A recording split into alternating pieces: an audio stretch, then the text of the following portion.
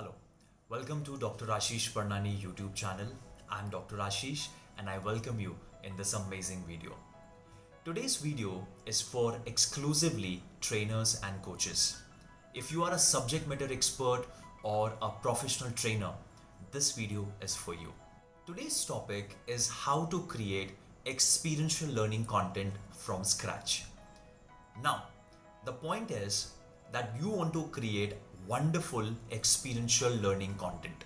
You want to give a wonderful experience filled with games, activities, exercises, wonderful resources, and a great time learning, not boring them, not dumping with a lot of information. So, how you do that? I'm going to share with you some amazing tips, some amazing crucial tips so that you can get better at it and you know how to design or how to start with that. Number one, set your learning objectives. Number one thing, whether it's a normal training program or you're designing an experiential learning content, the very first thing what you do in your designing is you set your learning objectives. Now, what are learning objectives? Learning objectives are the roadmap. It's kind of a blueprint which is there in front of you, and through that your learners can know that what we are going to cover in a training program. What is the roadmap that we are going to go ahead and achieve those objectives or those goals? That is what learning objectives are. Simply put, what we are going to learn in a training program. So set or define your learning objectives first of all so that your learners can know along with you that what we are going to cover in the amazing training program. Number two, choose your experiential learning method. Now there are lots of training methods starting from lecture method, role plays, case studies, video-based learning, games, activities, exercises, use of VR is also one of the option. Lot and lot. So what you are going to choose? First of all, always take care in mind that you choose a particular method, first of all, which is in sync with your learning objective. Always you have to keep that in mind. Don't just use a training method which you think that, oh, I'm comfortable with. Oh, I think my learner will enjoy this most. Oh, let me do a game because I've learned this game yesterday or I really like that game. Not at all. You don't want to do these things.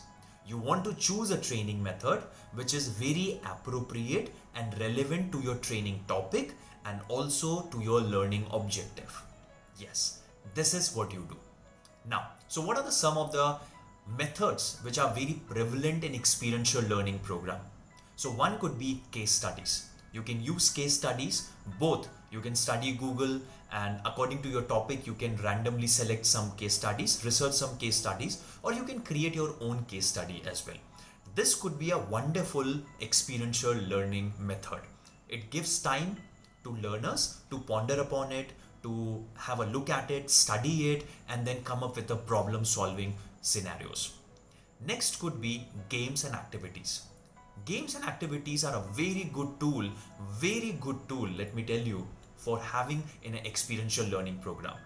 When learners are engaged in some games or activities, they can really reflect upon on problem solving, they can reflect upon and discuss among themselves and come up with some wonderful solutions or reflections. One more could be a role play method. If you have a training topic like on sales or customer service or leadership or even team building, role play could be a wonderful experiential learning method. So what you do, you can give some characters or give them a script or a scenario to both the parties and they will perform on the basis of some of the learning objectives. So these are some of the experiential learning training method that you can use in your training program. Number three is what you do. You now create the resources and then you provide those resources. Creating the resources and then providing the resources is a very important thing.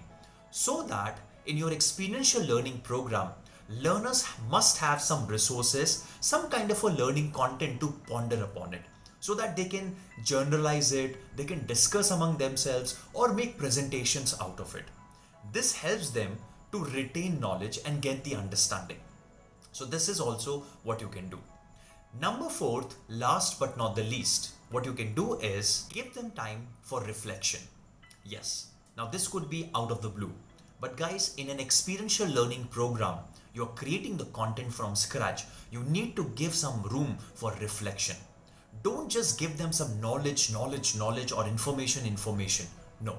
When you are done with an activity, don't think that activity is an end of the training program, or when the activity is end, that's the end. No. When the activity or a game or a particular role play, whatever you have done, is come to an end, then give them time for reflection. Ask them questions or make them in a group setting so that they can ask them themselves questions. And it will help them to generate more learning, better learning, deep learning. Reflection is the key. So you need to give them time for reflection. And this is very important factor in an experiential learning program setting. I hope you have learned something new. Please utilize these methods. I wish you all the best as a trainer in your journey as a professional trainer. Please share this video to your fellow colleagues, fellow professional trainer in your industry, in your domain area. If you are a part of some groups, social media settings, please do share them. And please subscribe my channel. More learning like this. I wish you all the best. I'll see you in the next video. Bye-bye.